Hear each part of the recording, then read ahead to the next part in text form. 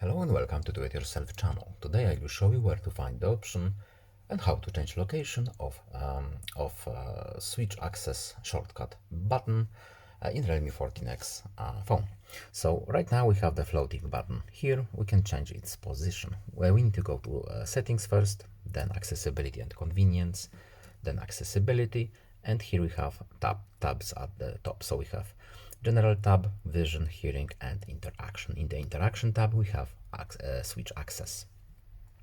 Now, here we have our shortcut option. We can tap it, and then we need to tap More Options. Right now we have this floating button. Here we can change its position to navigation bar.